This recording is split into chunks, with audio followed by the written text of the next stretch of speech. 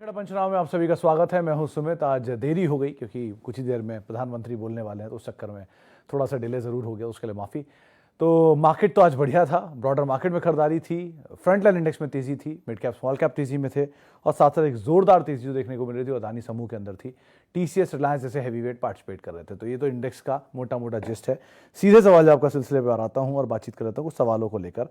सबसे पहला सवाल जो मेरे पास अब आया है वो है भारती एयरटेल।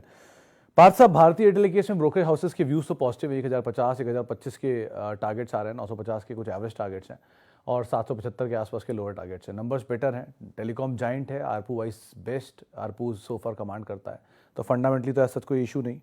लेकिन बाकी तो आप ज़रूर बने रह सकते हैं यहाँ पर, ऐसा कोई इशू नहीं है इसके साथ। एटलीस्ट अंडर परफॉर्मिंग स्टॉक ज़रूर रहा है विद टाइम, लेकिन क्वालिटी वाइज अगर आप टेलीकॉम में जाना चाहते हो, कोई और प्लेयर है भी नहीं, तो इसलिए एटलीस्ट आपको बने रहना पड़ेगा इसमें। Okay, should the intrinsic value the company भी कंसीडर बिफोर बाइंग? ये पीएसयू में कर सकते हैं संजय सर आप, या फिर जिनके असेट ज़्यादा होते हैं उनके लिए आप एक बार को इसको तवज्जो दे सकते हैं। अगर आप फेस वैल्यू को कंसीडर कर रहे हैं तो हाँ, फेस वैल्यू तो ज़रूर ध्यान देनी होगी। लेकिन अगर आप बुक वैल्यू कंसीडर कर रहे हैं तो उसमें असेट जिन कंपनियों के ज़्यादा हैं उनकी बुक वैल्यू ज़्यादा ही रहेगी। आमतौर पर आप देखेंगे जितने पीएसयू बैंक्स हैं, पीएसयूज़ हैं, उनके आपके बुक वैल्यू से नीचे आपको दिखाई पड़ेंगे। लेकिन फेस वैल्यू हाँ ज़रूर इंपॉर्टेंट होता है कि आप ₹1 की फेस वैल्यू को कितनी प्रीमियम दे रहे हो, ये कमांड करना क्रूशल होता है, तो इसलिए इसको भी देखना बहुत ज़रूरी होता है। फाइजर और GSK, which one is better?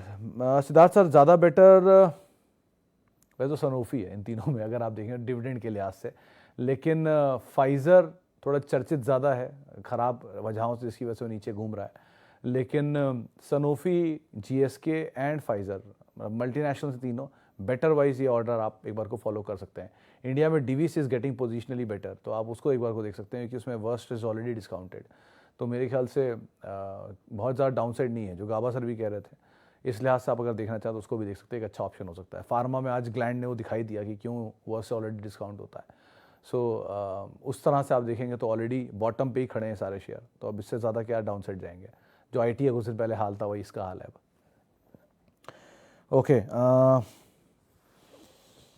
Should the intrinsic हो गया sir, please recommend 4-5 mid cap stocks for long term 15 साल। मिकेश सर, मैं मतलब मल्टीपल शीट्स को ट्वीट करता रहता हूँ, आप वहाँ पर देख लीजिएगा। उनमें मैंने बहुत सारे नाम ऐसे हाल में ट्वीट किए, इनफैक्ट 2-3 दिन पहले ट्वीट था, जिसमें वो स्टॉक जिन्होंने 15 साल में अच्छे रिटर्न दिए हैं, वो स्टॉक जो 25 साल से बेहतर रिटर्न दे रहे हैं, लाइक वाइज मैं शीट्स भेजता रहता हूँ। वो इसलिए नहीं होती कि मैं उसमें इन्वेस्ट, क्योंकि मैं किसी को रिकमेंड कुछ भी नहीं कर सकता एज ए मीडिया चैनल। लेकिन मैं ये ज़रूर कह सकता हूँ कि ये स्टॉक अच्छे हैं, स्टॉक बुरे हैं। टीसीएस के केस में यही हुआ था कुछ दिन पहले, सबने मुझसे यही पूछा है टीसीएस लेने लायक है कि नहीं, तो मैंने एक ही बात पूछी, टीसीएस नहीं तो कौन? और आज आपके सामने वो जवाब है। टीसीएस अपने ऑल टाइम हाई से, 52 वीक्स हाई से शायद 8-10% ही दूर रह गया है। तो उससे अंदाज़ा लगा लीजिए क्वालिटी। मतलब बहुत लोगों ने कल मुझसे एक सवाल पूछा कि रिलायंस 2 साल में चला नहीं, तो रिलायंस चला नहीं, 2 साल में जितने शेयर डबल हो गए, ट्रिपल हो गए। लेकिन एक बहुत इंटरेस्टिंग बात यही बताता हूँ कि निफ्टी में इकलौती ऐसी कंपनी है रिलायंस जो पिछले 10 साल में लगातार पॉजिटिव बंद हुई है, ईयर बाय ईयर। तो 2 साल में आदमी शेयर नहीं चला, कभी बेंचमार्क नहीं हो सकता किसी भी स्टॉक के लिए कि वो ख़राब हो गया, अच्छा हो गया। उसकी प्रॉफिटेबिलिटी बढ़ रही है तो स्टॉक प्राइस विल फॉलो, आज नहीं तो कल, कल नहीं तो परसों। तो आप उसके हिसाब से कॉल लीजिए। जो प्रॉफिटेबल कंपनीज़ हैं, ग्रो कर रहे हैं, बैड टाइम में हैं भाव वाइज, उनमें एंटर करिए, that is the best time.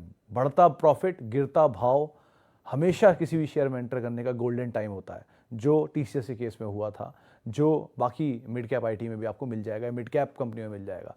तो ये जहाँ पे आपको दिख रहा हो बढ़ता प्रॉफिट और गिरता भाव, हमेशा आप उसके अंदर एंटर कर जाइए।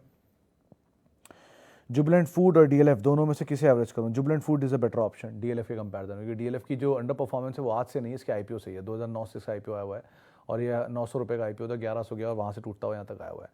इसके कंपैरिजन में 2010 का जुबिलेंट फूड का आईपीओ ज़्यादा बड़ा आउट परफॉर्मर रहा है और प्रोडक्ट वाइज भी डिमांड ज़्यादा बेटर आपको शायद जुबिलेंट प्रोडक्ट की दिखेगी। वो बात अलग है, 2 क्वार्टर का नंबर वीक ज़रूर आया जिसकी वजह से शेयर टूट रहा है और वेस्ट लाइफ ज़्यादा बेटर आउट परफॉर्म कर रहा है, लेकिन अदरवाइज़ आपको कॉल लेनी होगी।